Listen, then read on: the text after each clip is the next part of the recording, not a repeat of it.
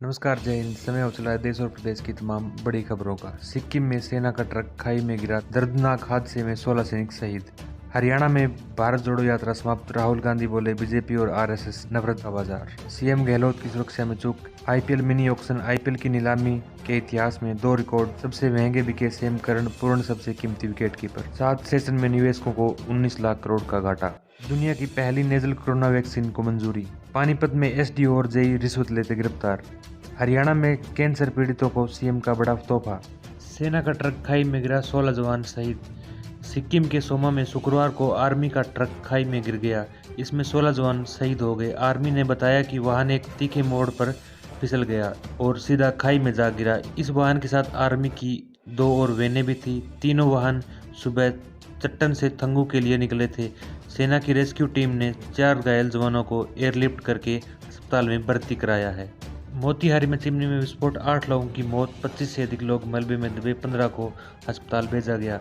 बिहार के मोतिहारी में शुक्रवार शाम को एक ईंट भट्टे की चिमनी में ब्लास्ट हो गया। इसका मलबा वहां काम कर रहे मजदूरों पर गिर गया।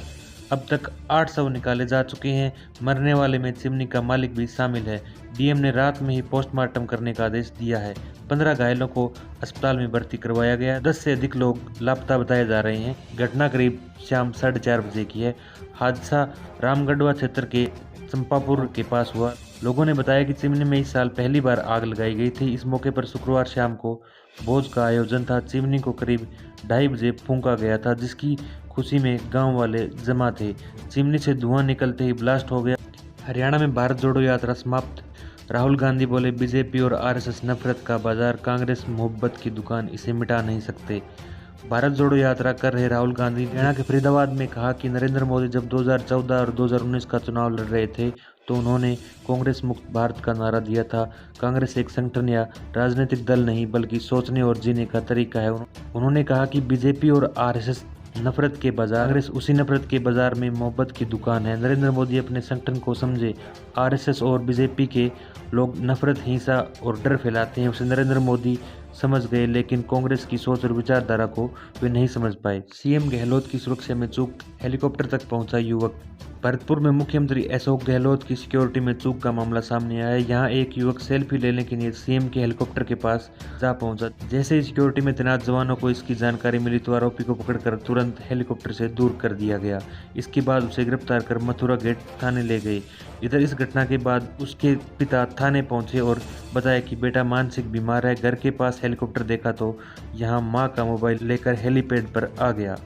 आईसीआईसीआई बैंक की पूर्व एमडी और CEO Chanda Kochhar arrest. Loan fraud case में सीबीआई की कार्रवाई। चंदा के पति दीपक को भी किया गया गिरफ्तार।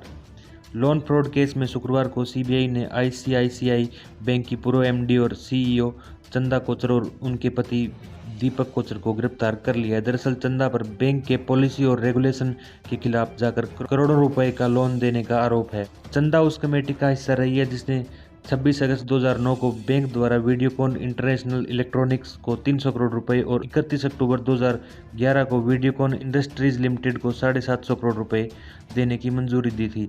आरोपों के बाद 59 साल की चंदा ने अक्टूबर 2018 में आईसीआईसीआई बैंक के सीईओ और एमडी के पद से इस्तीफा दे दिया था। गरीबों को 2023 तक मुफ्त राशन देगी सरकार, 81.3 करोड़ को मिलेगा फायदा। मोदी की अध्यक्षता में शुक्रवार को हुई बैठक में कई फैसले लिए गए। इसमें सैन्य बलों के लिए 1 रैंक 1 पेंशन और गरीबों के लिए फ्री राशन भी शामिल है।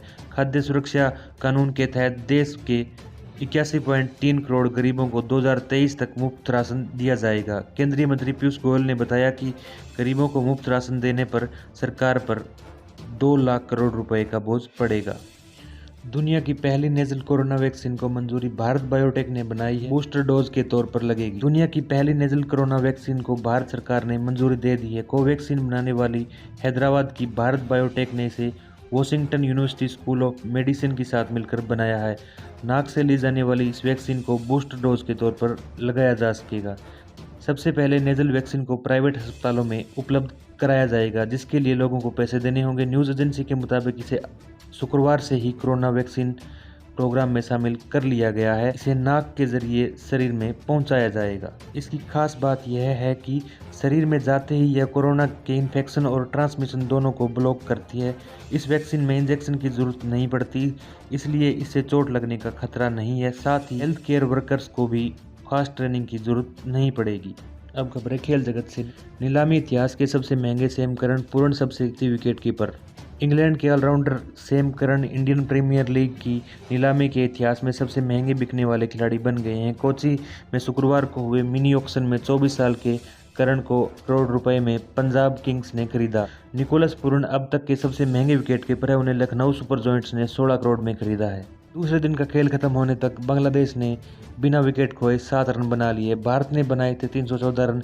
भारत और बांग्लादेश के बीच दूसरे टेस्ट के दूसरे दिन का खेल खत्म होने तक बांग्लादेश की टीम ने दूसरी पारी में बिना किसी नुकसान के 7 रन बना लिए हैं। बांग्लादेश भारत के 314 रन के जवाब में अब तक 80 रन पीछे हैं।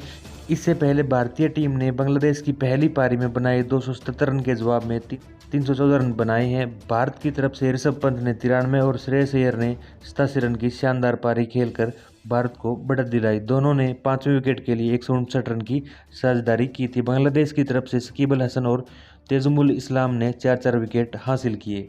कोरोना के डर से बाजार में बिकवाली हावी। सेंसेक्स 980 अंक गिरकर 59,845 पर बंद। निफ्टी 320 अंक टूटा। सरकारी बैंकों के शेयर सबसे ज्यादा गिरे।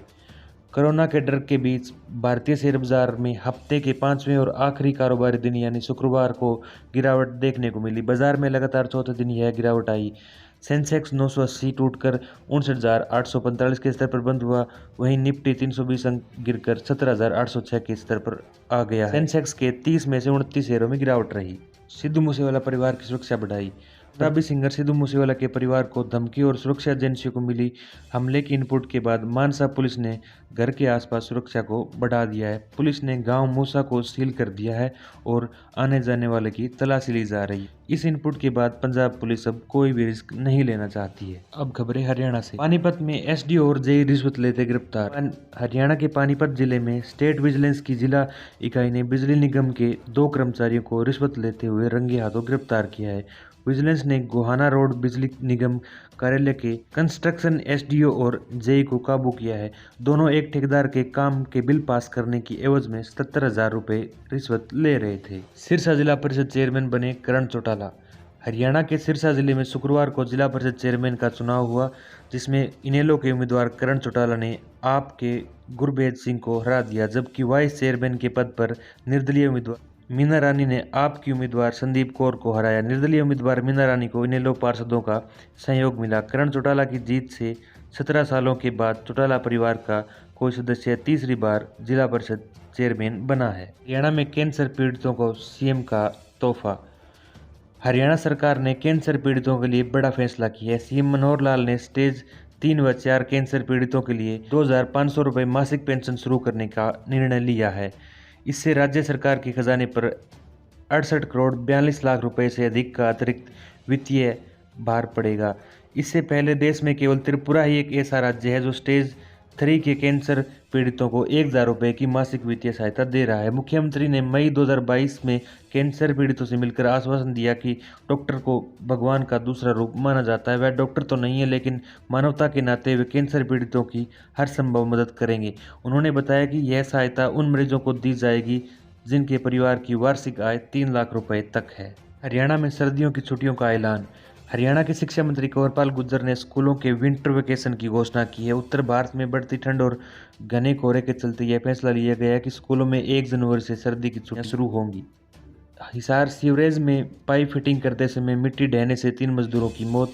गांव कापड़ों में बृहस्पतिवार को गंदे पानी की निकासी के लिए सीवरेज में पाइप फिटिंग के कार्य के दौरान मिट्टी गिरने से 3 मजदूर दब गए। करीब आधे घंटे बाद जेसीबी की सहायता से तीनों मजदूरों को मिट्टी से निकाला गया और उन्हें एम्बुलेंस में नारनौल के सामान्य अस्पताल में लाया गया, जहां पर डॉक्टरों ने तीनों को मृत घोषित कर दिया। हिसार में आदमपुर पंचायत समिति चेयरमैन चुनाव। हरियाणा के हिसार में शुक्रवार को अग्रवा पंचायत समिति और आदमपुर पंचायत समिति के चुनाव हुए। अग्रवा पंचायत समिति में कोई भी सदस्य नहीं आया, इस कारण चुनाव स्थगित हो गया। यहाँ अब 2 जनवरी को चुनाव होगा। वहीं आदमपुर पंचायत समिति में सर्वसम्मति से हंसराज को प्रधान चुना गया है। उपाध्यक्ष के लिए दोनों उम्मीदवारों में मुकाबला हुआ, परंतु बहुमत न मिलने के कारण चुनाव रद्द हो गया। यह चुनाव देर शाम तक